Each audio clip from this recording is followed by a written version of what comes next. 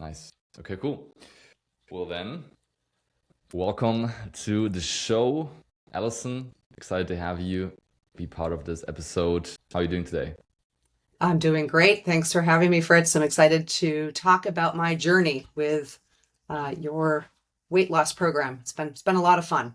Happy to share it with Amazing. others. Yes, excited as well. And yeah, I wanted to bring you on, and also for everyone listening. Alison has been absolutely crushing her goals over the last 6 months, really, since beginning of the year, since beginning of 2026, which is obviously amazing to see that you took the new year and you made the most of it. And at the same time, obviously, you have gone through some challenges. You have had some challenges before you came to us, and now we worked on these together and achieved your goals. So I just remember still when we first had our call in January, it was quite fascinating because you had a background of doing a lot in terms of your exercise and already eating plant-based and vegan, but still not having the results that you were looking for. And obviously you just had working through a meniscus repair, and you've been trying hard to improve your body composition, and also you had your retirement coming up, which was something that was very present and something you wanted to, before you go into that, feel amazing and become the healthiest version of yourself. So I remember when we talked, I was like, wow, I see so much potential, and I see so much excitement for fitness and health, which unfortunately hasn't translated into results yet. So it's always amazing to see that there is all the ingredients there, but they just haven't put together the right way. And that's what's fun for me. But maybe before we go into some of the learnings we've had, what was your kind of going into the new year? What was your mindset going into 2026, wanting to work on this? Yeah, I mean, as you said, I did have a lot of the tools. I mean, I read a lot and listen to a lot of podcasts about health and nutrition. I think one of the problems with that is that there are so many different ways to come about this, right? And I think I had kind of a fallacy that just because I eat a vegan diet, it's healthy, and that you can eat as many vegan foods as you want and you'll still be able to maintain your weight, which is not true, especially for, I think, women, over 50. Hmm. So that was one thing. We had gone on a family vacation to Hawaii last December, and I just remember being just kind of disgusted with how I looked in a Hmm. bathing suit. I just really wasn't feeling great, wasn't feeling healthy. Hmm. I then, as you mentioned, I had meniscus surgery, pretty minor surgery, but that was in the end of December. And I Hmm. just was at that point where I felt like I needed a big reset. And I've Hmm. been following you for a number of years, and it finally just was the right place, right time, Hmm. and I was ready to go. And um, we're still a couple of years away from retirement, but we have a big trip, my husband and I, this summer. We're going to be hiking 105 miles in 10 days. So I knew Hmm. I had a goal to work towards. And so that I think also helped. Yes. Um, but that being said, I know that this is now a long-term lifestyle. This is not just, all right, you got me to the hike and now I'm going to go back to my normal behavior. I do think that what Hmm. I've learned is something that I'll stick with long term. Amazing, amazing. That sounds great. Yeah, I think this is important to kind of talk about because a lot of people I also talk to on a daily basis or on a monthly basis are doing all the right things, are listening to all the podcasts, are being active, not like couch potatoes necessarily, but unfortunately just not doing the right things, which can be very frustrating when you put all this energy and effort and then Right. it's not showing up. So I want to kind of do this podcast and make a bit of a training out of it where we can look at, okay, you are in your 50s, late 50s, and it's obviously a lot changes from if you're in your 20s or 30s or even 40s to in your 50s in terms of getting healthier and achieving your goals.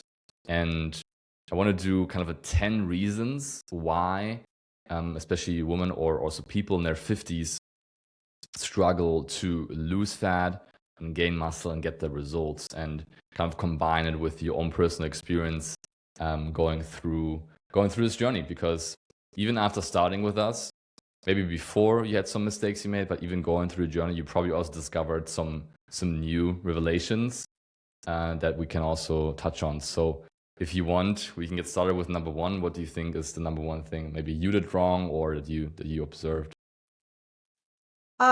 So one of the things that I worked out a lot before this. I mean, I was working out probably, at least 5 or 6 times a week, and but it was almost all cardio. So it was a lot of Peloton, power walking.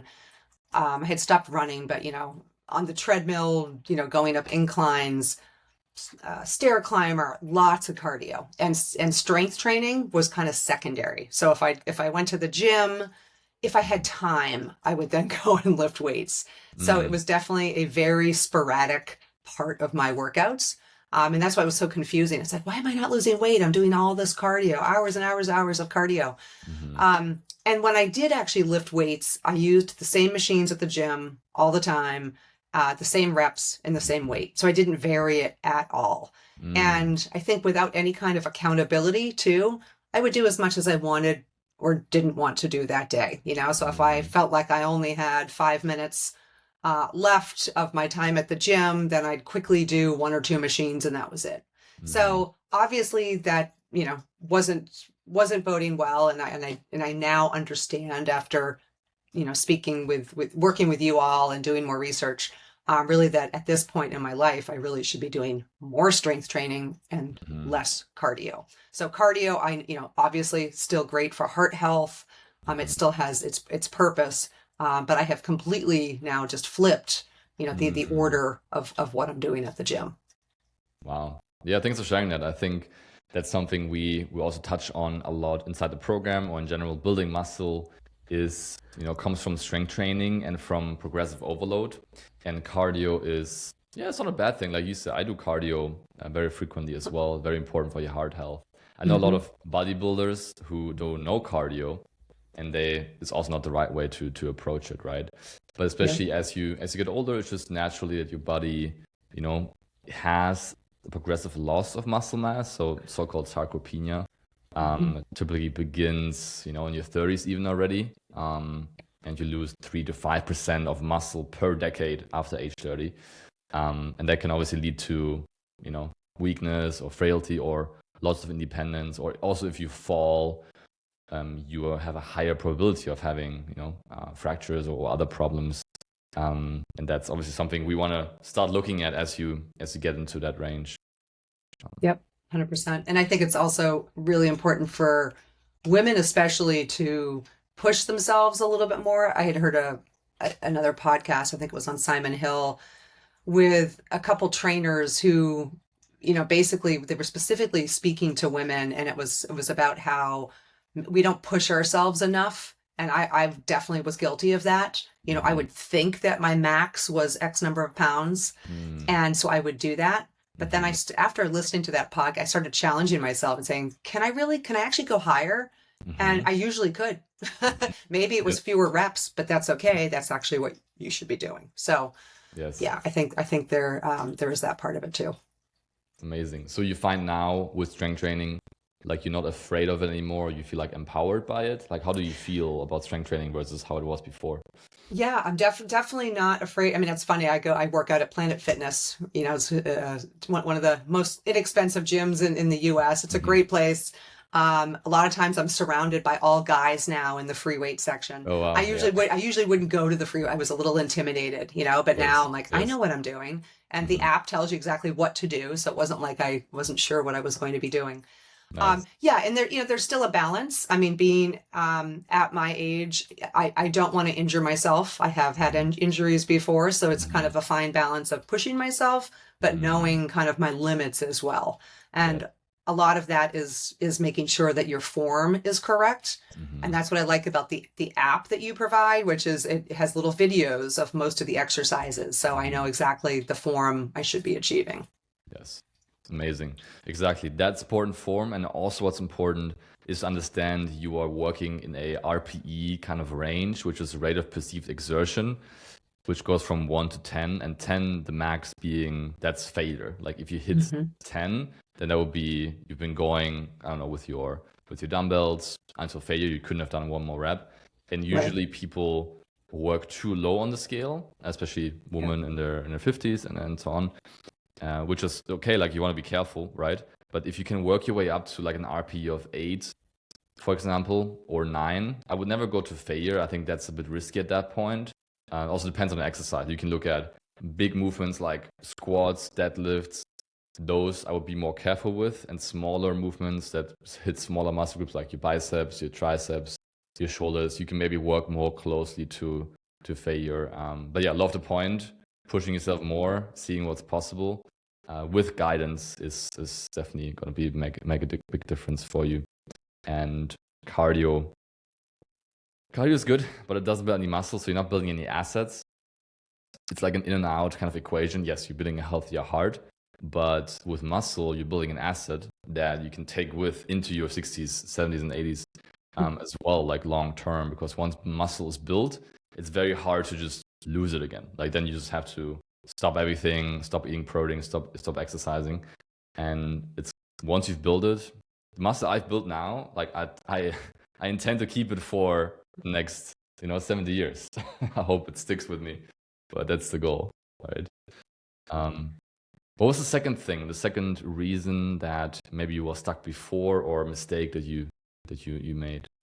I think I wasn't really hitting kind of like a variety of muscles. Again, I think what I was talking about before is I would do the same machines all the time. So I wasn't getting a lot of variety, and didn't really kind of know, again, the right form. I kind of rushed through the workout, so wasn't taking the time to, I can't remember what the word is, like when you're kind of, lowering the weight down. It's like really taking time to extend the muscle. So, really just working the same things. And I think that would show, because sometimes if I then went and did a different activity, say it was play pickleball, if I hadn't played in a while, I'd find that I was really sore because I really hadn't been working certain muscles. So I think now it's like I have a really good variety each week, of all of the muscle groups. And so I'm, I think really well toned and well rounded, much more so than before. Amazing. And with your obviously recovery from the meniscus, how did that, come about? How did you navigate that? Yeah, I mean, so, it was maybe bad timing or maybe good timing, depending on how you look at it. But I, literally had the meniscus surgery, I think 3 days before I started your program. But I worked with your team to make sure they knew that, there were going to be certain exercises that were going to be off limits for a number of months until my doctor cleared me, which was fine. So I focused a lot on upper body and then, lower body exercises that didn't exacerbate my knee. But then after I was cleared, again, it was a kind of a slow progression of getting my knee in shape. So I'm now at a point, I mean, my knee is fully recovered, and I feel great. Yeah. Yes. Amazing. Finally, you can really go all out with your leg workouts exactly. too. But yeah, it's a good point. I think people may be listening and wondering, okay, I'm injured, I'm recovering from the surgery even. What should I do? And obviously, I'm not trying to be like, hey, like, doesn't matter, like, just go all out. Like, obviously not. Right. It depends on the situation. But what we found also, I think there's some research on that too, that usually when you have an injury, for example, and you strengthen the muscle around your injury or the recovering area, that usually the recovery speeds up. And obviously you want to be really careful, but I think keeping the movement going. And I also saw a clip a couple of days ago, which I found interesting. Do you know David Beckham? Probably, yeah. Right?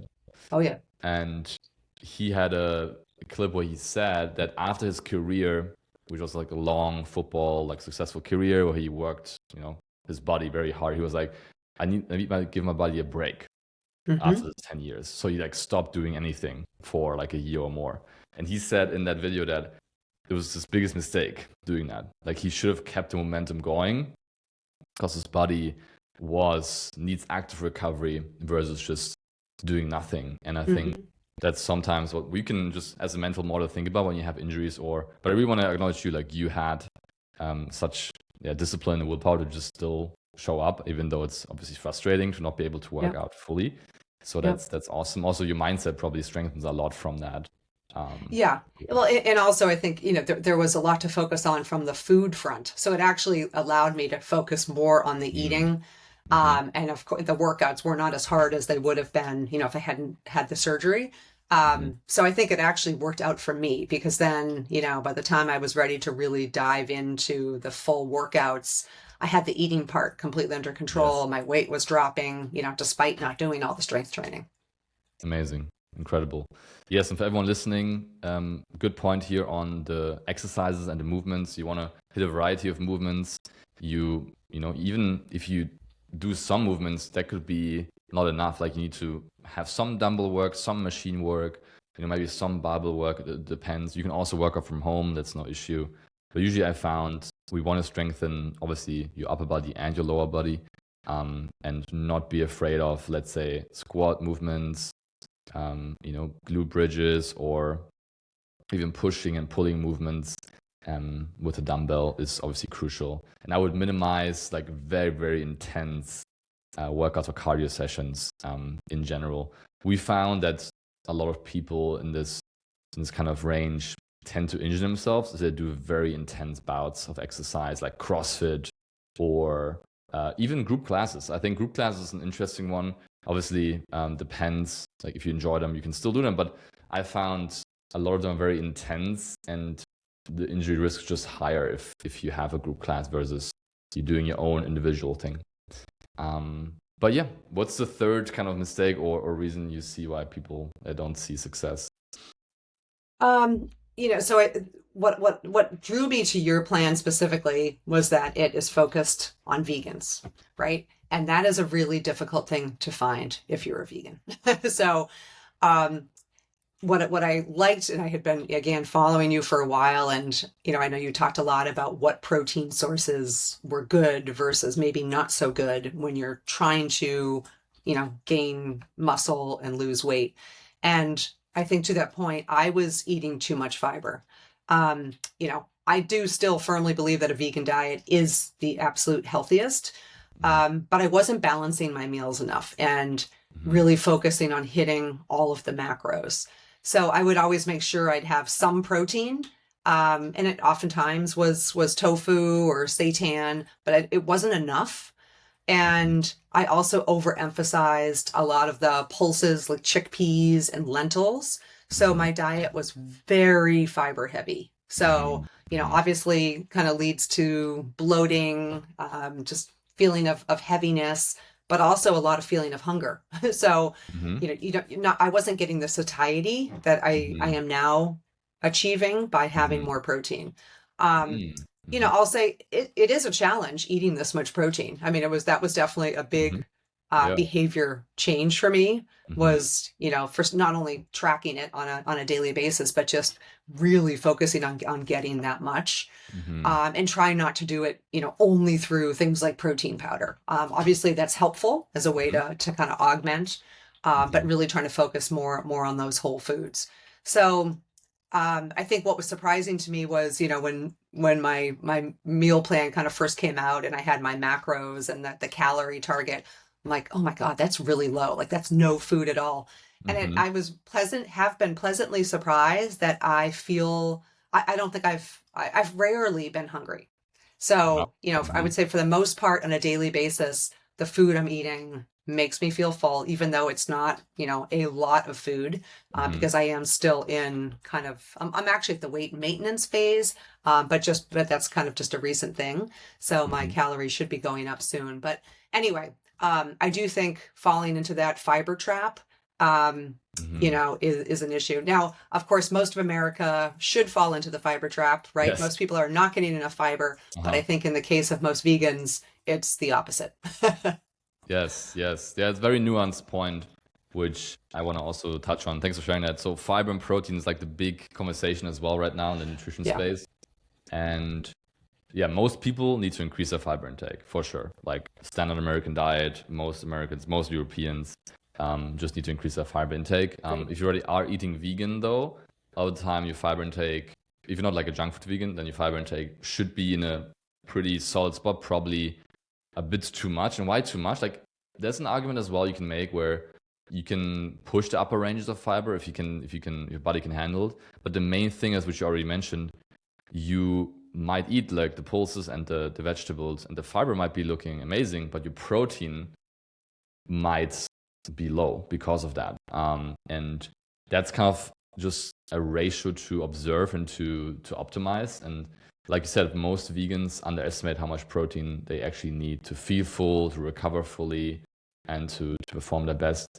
Studies show that over and over again, that a high protein intake is better for recovery, for muscle building, etc. So basically, vegans who are not optimizing that, in my opinion, are leaving a lot of benefit on the table. So let's say you look at your day and you need to eat, right? You got to eat. So why are you missing out on the benefits you could be getting by getting more protein in?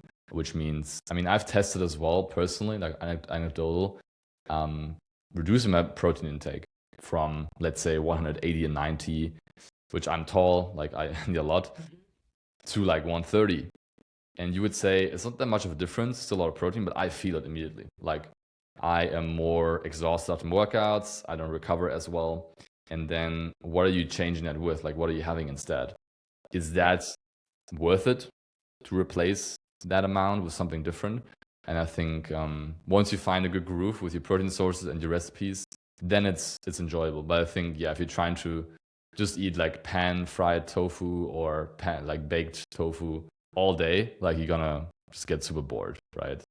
Right, exactly. No, and I like that, I now am actually eating a lot more seitan than I was eating before. A lot of it because of the fact that it's mostly protein, right? I mean, I think it's one of the best sources of protein. So that's been kind of fun too, is the variety, tempeh and all the others. Nice. So you would say the meals within the program like are enjoyable and satiation? Yeah, absolutely. I mean, I think like any kind of a weight loss program, it helps to try to eat a lot of like a kind of a small number of meals, right? So I kind of found my favorites within your plan, and I do replicate them a lot. And that's, number one for ease of meal prep. So make several servings at the same time. But also just because you know what the macros are, so it just becomes kind of easy. You don't have to think too hard every day of how am I going to hit that protein, the fats and the carbs. But yeah, I think the meals are great. Awesome. Right on. Number 4, what is the fourth kind of revelation you had? Yeah. So again, going back to, listening to all these podcasts, I had been listening to a bunch about intermittent fasting and all the benefits of that. So I tried that out for a while. And I think I was actually doing that leading up to when I joined your program. And so I was skipping breakfast. So, basically I would eat my first, I would stop eating, the night before around 7 and then not have my first meal until around 11:30 or noon the next day. Not surprisingly, I had a lot of brain fog in the morning. Yeah. And then when I would finally eat at lunchtime, I would overeat because I was famished. So, I think, basically you're running on fumes. I could never exercise in the morning because I was just too hungry. So, I think I just, had to go back to the, traditional advice is, which is eat 3 meals a day, fuel your morning. So I think having protein at breakfast was also something new. I oftentimes would just have carbs or, so like an English muffin, maybe with peanut butter. And yeah, peanut butter has some protein, but not a lot of protein. So I wasn't eating the right things. Now my breakfast consists of something like a tofu scramble, which is high in protein, or a shake with protein powder, which again, has at least 20 grams of protein. So that's definitely been a change I've implemented, and it's worked out great because I'm not hungry now, until around lunchtime, which is the way it should be. Yes. Well, thanks for sharing that. I think intermittent fasting is a tool that can be used. I see it mostly used for young male adults, I think is the main demographic where this could work. I think with female clients, I've seen in the past, just experience working with many female clients, that it just creates like a disbalance in your hunger cues, in your cravings, and binge eating is kind of one of the things that does happen a lot with it. But yeah, I agree. So protein is crucial, especially if you have a protein goal to hit. Like getting a kickstart to the day is amazing. So that definitely helps. Then also, I think I liked you said the point with tofu scramble and protein powder. I have also recently like discovered for myself that having a bit less carbs for breakfast, not no carbs, but just a bit less, works quite nicely to have more consistent energy going into the day. I used to start my day with like lots of oats, lots of lots of carbs and lots of fruit. And I recently discovered that it also depends on the person. I just had a podcast yesterday with a doctor actually. He also believes in a more higher protein and fat based breakfast versus carbs. And that becomes as part of the reason of the blood sugar spikes you can get from carbs. Obviously, if you have carbs with a protein source and with fats, then the spike is not as bad. But I've just recently tested it, and I also feel a bit better having like a higher protein and medium fat breakfast with less carbs. Yep, I totally agree. I also like to kind of, save my carbs for later. I personally just prefer to have more carbs at dinner, and then feel really, satiated. I mean, along with protein, of course, but yeah, I think the tofu scrambles and the shakes have been my go-to. Amazing. Right on. Then number 5. So, I think, without any kind of accountability or tracking, it's really easy to snack a lot. And this is what I was doing leading up to this program. Basically, I think I was eating so many more calories than I really was even aware of. And just because you're eating plant-based, doesn't automatically mean it's healthy. Plant-based foods still do have calories. And, again, even when it's healthy snacking, if you have a handful of nuts here and there, pita chips and hummus, it all just adds up, right? In between the meals. And then if you're not even focusing on the health part, there are so many plant-based junk foods out there. And, it's exciting. I've worked in the plant-based food sector since 2017 and love discovering new vegan products. And it's literally part of my work to do that. But unfortunately, many of them are really just junk food with a plant-based label. And so I just think you have to be, if you're really focused on losing weight or gaining muscle, you really have to be very aware of what you're eating. And for me, that has involved actually tracking it and being honest about it, right? Yes. I mean, it's easy just to say, oh, I'm not going to log that handful of peanuts I just ate. Yeah. But if you do, you realize, that if you're really focused and committed to doing this program or losing weight, you do need to track everything that goes into your mouth, and it makes you super aware of the connection, right, between your food and your body.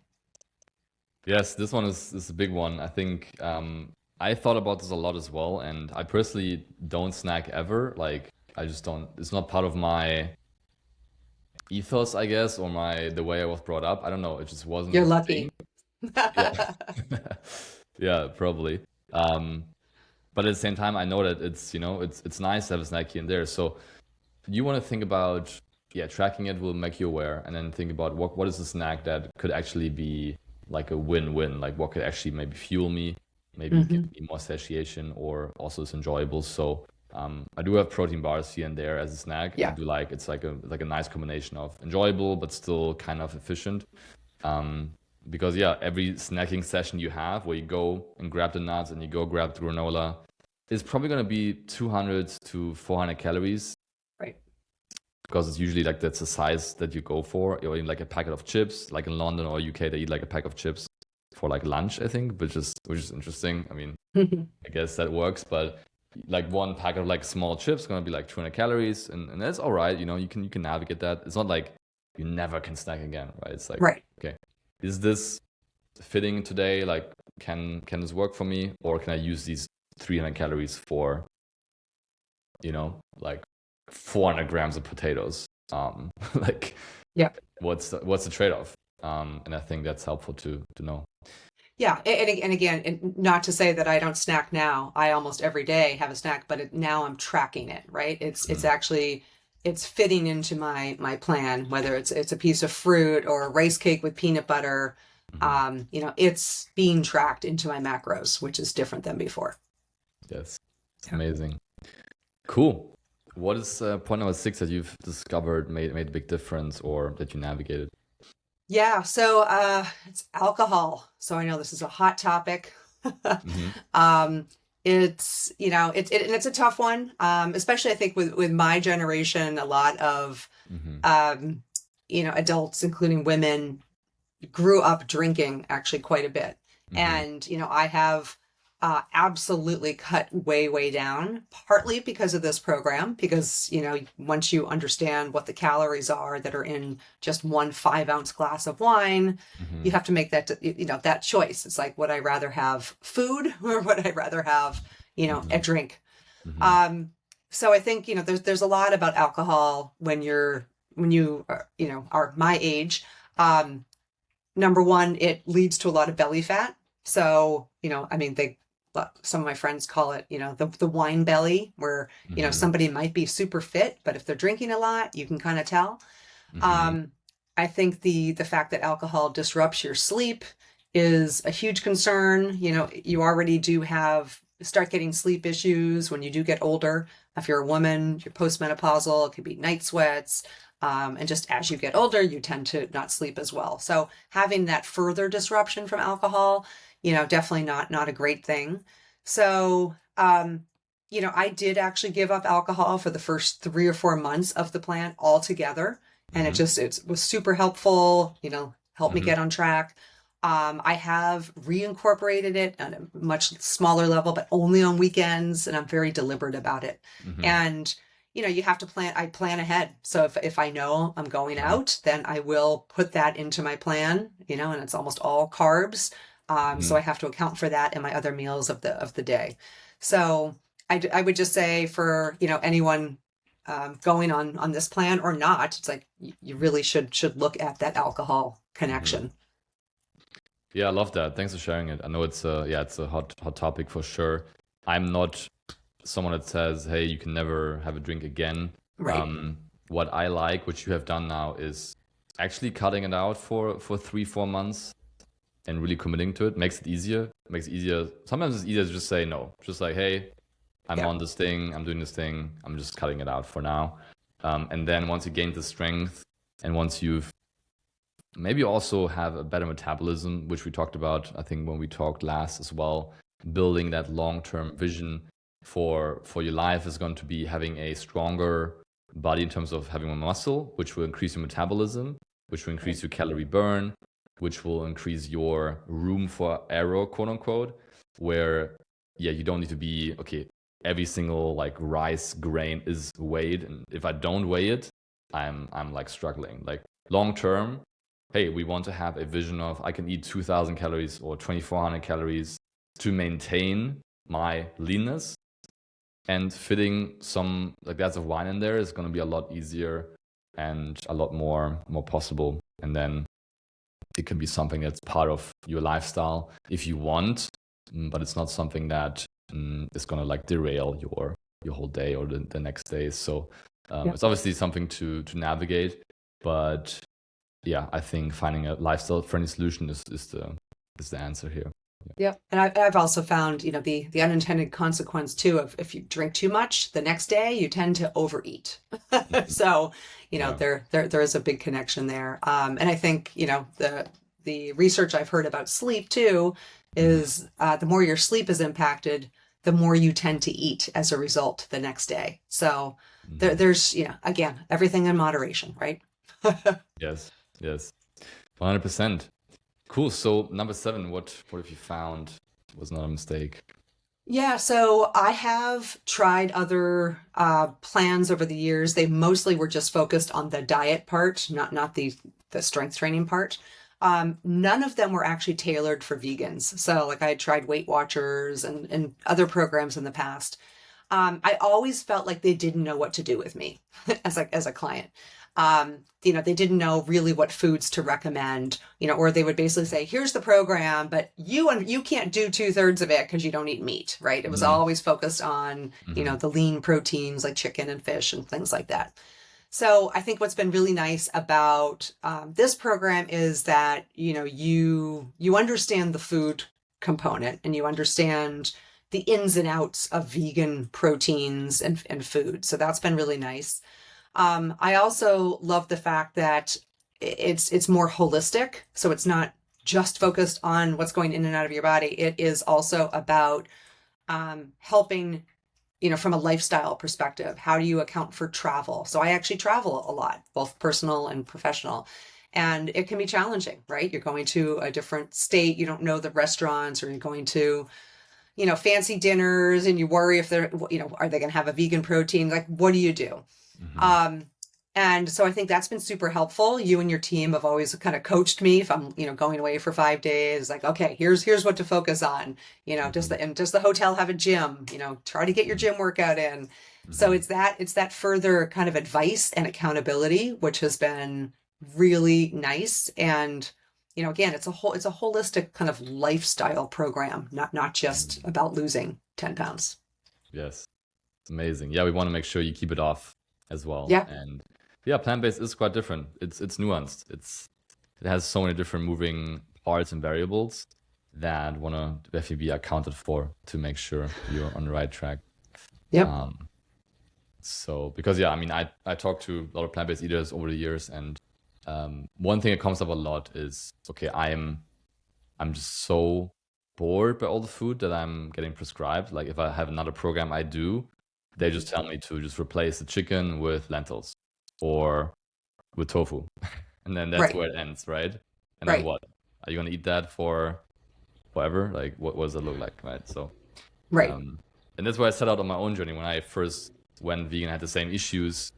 And I was so bored by all the meals. And then I had to go on this journey of self-discovery. Like, how do I make and find recipes that, have 40 grams of protein, but still delicious? Versus like 15 from a quinoa salad, which is going to leave you feeling hungry and it tastes boring. So yeah. Cool. What's point number 8 you found? That this is a long-term plan. So, and again, I think one of the mistakes I've made in the past with some of the other plans I have tried, which did lead to weight loss, was that as soon as it's over, whether it's 3 months, 6 months, whatever, that you kind of just go back to your normal life. Well, guess what? Surprise, surprise, you gain the weight back. So I'm definitely committed to really continuing this plan, because it's not even just a plan. It's kind of just a different way of living your life, right? Focusing on regular strength training, and again, focusing on the diversity, of the macros, trying to hit those protein levels. So instead of subjecting my body just through all these different cycles, it's like really just committing to, this is the way I'm going to live my life. And, but I have personally found that accountability is what I need. Now, whether I need it forever is what, probably not. But, I've worked with you all now for 6 months, and I've just signed up again for a year, because I've realized like I've made so many gains and I don't want to lose them just because, I'm not actually reporting back. Like I know from myself, I need that accountability, at least in the short term. Yes. And then we'll see where it goes from there. Amazing. Yeah, you sharing that means a lot. I think the goal with us as well is we're not trying to like keep you forever and like, let's just keep going. The goal is to get the weight loss done, then go into muscle building, which is a whole nother beast, which is eating more food. Like maybe I'm eating more food. Like, am I going to gain weight? I'm going to use on progress. Like, am I gaining too fast? Like, am I increasing calories too fast? Like, it's a very important moment where you want to have the right approach. But then the muscle you build in that phase is kind of what we leave you with, where you truly accountability becomes less valuable. Let's just say that. Like, once you have more muscle mass, obviously accountability is always valuable, but once you have more muscle mass, your metabolism is stronger, you have a stronger body, a healthier body that is more like this is ready for life. Like now you can be active, or if you have like a travel event, like you can just manage it by yourself and then you're good to go. But usually it's tough to do that in 3 months or even 6 months. Usually it takes 1 to 2 years for sure. I mean, for me personally, looking back, it took me like 2 years for sure to figure it all out, and then just working with that and being able to coast if you want, or just maintain it is the goal. So yeah, glad to hear that. Also, accountability, I think, is an important point which you made, and I think change is, it's not easy. Like, change is something that is hard, especially as you get older. Like, changing your habits, like things you've done for years, is not easy to just be like, I mean, everyone on Instagram always says, oh, just change this, and it's like, okay, like, it's not that easy. But Yeah. I think once you're in this pocket of, okay, I'm ready for help, I'm ready for some accountability, you want to use that moment and, like, let me just do it, even though, it's going to be tough. And then once you are in that pocket of momentum, just ride it out a bit more, like ride it till you are in a sustainable fashion, even though it might take a bit longer. And then, then you actually understand everything. You can look at, oh, this new fat diet or this new thing, like, I don't need it. Like, it's not what works for me. And then you've wrote it out till the end, and then you're good to go, and you can start flying away. Yeah. No, I agree. And having the workouts prescribed for me has been super helpful. There's been a variety of workouts throughout the 6 months. So that's good. It doesn't get boring, right? They change up from time to time. But it really, again, just by having them in my calendar, I'm doing them. And that's, again, I'm not just saying, you know what, I don't have time today. I think I've only missed maybe 2 workouts that have been prescribed in the whole time because they have been put in my calendar by somebody else. So let's go. That's strong. And again, I know, That's and again, I know pretty soon, I will get to the point where I would do them anyway, right? Because it is creating that kind of habit. But I personally need a little more time to get to that point. So I think that's what's been really good. Absolutely. So would you say accountability is kind of point number 9 that was important for you? Oh yeah, 100%. I mean, for any of these weight loss programs, and of course now strength training as well, I think the accountability is essential. Otherwise, it's just easy to slip. But I think what's good about your program is it's not just an app. It's actually there are humans behind the app. I mean, you have programs like Noom, which is 100% app. You do have Weight Watchers, which is kind of a combination of the two. But even then, you don't really get to know the people, in some of those programs. So it's been really fun to get to know you, get to know your team. You understand, the lifestyles of all of your clients, what they have going on work-wise or health-wise, travel, all that kind of stuff. So I think that's been really nice. It's like it's a team effort.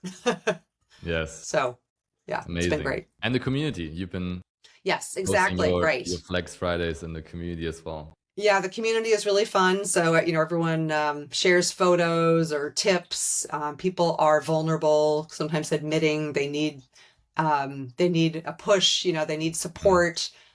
So it really is a great group. Amazing. I'm actually curious, just personally, I don't know if you've thought about that, but why didn't you just take Ozempic, for example? Like, why didn't you just go to GLP-1s for this journey? Yeah. So first of all, I didn't have a significant amount of weight to lose. I'm fully in support of GLP-1s for certain people. I didn't have health issues like diabetes or anything like that needed to be addressed. I also knew that I could do this through diet and exercise. And part of this was also getting a lot stronger. And, there's a fear when you go on GLP-1s that you actually lose even more muscle mass. So I didn't want that to happen. Yes. And so, I do think that there is a fallacy that women over a certain age, like my age, it's just an inevitability that you're going to gain weight and that it just is what it is. And I kind of also wanted to prove that that's not true. And I've proven it for myself. It's not true, right? I mean, with enough focus on diet and strength training, it can be reversed. It might be a little harder than if you're 25 or 35 years old, but it can be done. Yes. Amazing. I mean, look at your shoulders. Yeah. I mean, the podcast listeners can't see it, but look at those. Look at those shoulders looking strong. Amazing. Yeah, no, I love that. I think the I can do it without medication if Yes. you don't have a huge problem with your weight, and it's been hard to get off, and like 50, 60 pounds more, and you have health issues. That's, like you said, a different argument. Right. But if you have 20 to 30 pounds to lose, if you can do it by yourself, it's going to give you so much strength, mental strength, and confidence that, also when you go off GLP-1s, what happens then? Like, that's a whole different conversation. But I'm glad you did it naturally. Yeah. So what's the last point or mistake or thing you did before that you figured out now? Yeah, I mean, I think, if you're a person in their 50s, don't wait until retirement to get serious about all this. I mean, I'm a couple years away from retirement. I probably did wait too long. I wish I had done this 10 years ago. But, for me personally, we have what we call the go-go years coming up, which is the first phase of retirement, when you want to be most active, when your health is still, ideally good. For my husband and I, we plan on being very active, doing a lot of hiking. So, for me, it's like, okay, if I don't do it now, when am I going to do it? And so I'm glad I put the time into this, because now, I feel like I'm more ready than I was before. Amazing. Love to hear that. Yeah, that's such an important time period. And do you feel ready for your hike, which is coming up soon? I do. Yeah. I mean, it's still going to be a challenge, no doubt, but I feel as ready as I'm going to be. We just did a practice hike this past weekend and it went really well. So my muscles feel strong, and the biggest challenge will probably be trying to get as much protein as I can in, but you've helped me try to figure that out and have given me some great tips. So it should work out. When you go hike, you can just eat the grass to get your protein. Yeah, exactly. That's the life hack for every vegan watching. Just go right to nature. Imagine that. That would be funny. Grass being high protein. No, I'm excited for you. I think it's amazing, like, culmination of your journey, like putting into the test, and you are a lot lighter than before. You have more muscle, so it'll be incredible. So let's talk about that. So what actually happened? Like, where did you start, like, numbers wise, in terms of your weight? Where are you now? And then also maybe strength wise, how did you transform? Curious. Yeah, definitely. So my starting weight was 157 pounds. I'm 5'10", by the way. My goal weight was originally 140. I hit that and then decided to keep going. So my end weight, which is my current weight now, is 135. So I lost about 22 pounds. I'm now at a BMI of, I think, like 18.5, and 18 is the kind of low end for women in the normal range. So I feel good about that. Mm-hmm. I lost 4 inches around my waist, 3.5 inches around my hips. The downside to that, Fritz, is I have to buy a lot of new clothes. Yes. I actually had to buy some new bathing suits last week, since summer is here where I live, and I realized my old ones were way too big. And it was the first time in a long time I actually enjoyed trying on bathing suits in a dressing room. So that was an accomplishment. On the strength side, my numbers keep getting better. The app is cool, and it tells you if you've hit a personal best. And I feel like almost every workout I'm hitting at least one personal best. So, either increasing the reps or increasing the weight. So that's been very motivating, and it kind of helps having that as even though it's an app, it's still motivating to me. Mm-hmm. I love the fact too that the app keeps track of your past weight, the amount you've lifted, so that it's very seamless. You're not wasting time trying to figure out, okay, how much do I lift? So just, overall, I like the way I'm fitting into my clothes. I feel a lot stronger. It's also carried over into other activities. So like I mentioned with hiking, it's a lot easier than before. Even yoga, I feel a lot stronger holding poses than I did before. My cholesterol levels, even though they always have been low, because I stopped eating meat like 35 years ago. It's the lowest it's actually ever been that I've been tracking it recently. So obviously this program has helped with that. So yeah, I mean, it's all good stuff. Yes. And you look really healthy and fit and strong. And thank you. yeah, excited about life. I feel Yeah. like you're really excited to experience life on another level and Yeah. to go hike, be active, and approach your retirement with lots of energy. And again, I think honestly, you've done like the hard part. You are pretty much done now. Like being in a deficit and being on a weight loss journey is a push, like you Hmm. say. Portion sizes are smaller, food needs to be managed, but now the vision is to slowly increase that amount and to give you even more strength and more power. So you can look forward to that. That's for Yeah. sure going to be an Can't wait. exciting period of your journey. And yeah, the goal is to never gain that back again and just always keep getting stronger and improving from here, which is awesome. Sure. Thank you Um, so much for your guidance and your team's guidance. It's been really fun.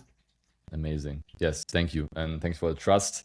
Thanks for taking so much action because it's you that did the work. So kudos to you for that. And yeah, thanks for sharing your journey as well. I hope everyone listening found this valuable as well. So I'm trying to always, because I can always say, oh, like do this and do that. And this is what the science says. Like, okay, got you. But like, what's the actual real life application looking like? And I Right. think you shared some amazing things. And I think if you can do it, then anyone listening can as well, depending on the situation. And yeah, I'm excited to see you keep crushing it for sure. Thank you.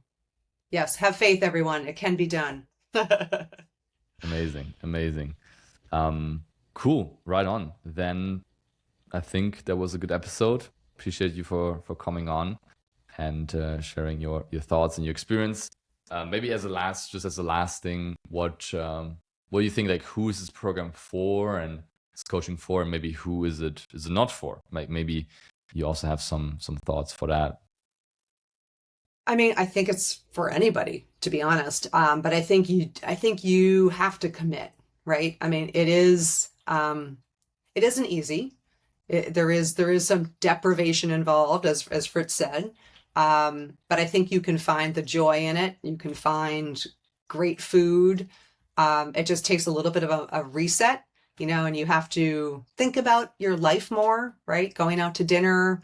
There's a lot of pre-planning involved, but I think at the end of the day, however long it takes you to get to whatever your goal is from a strength or weight perspective, it's worth it. But you have to be in it for the long haul. So I think if you're expecting very quick results, it might not be for you.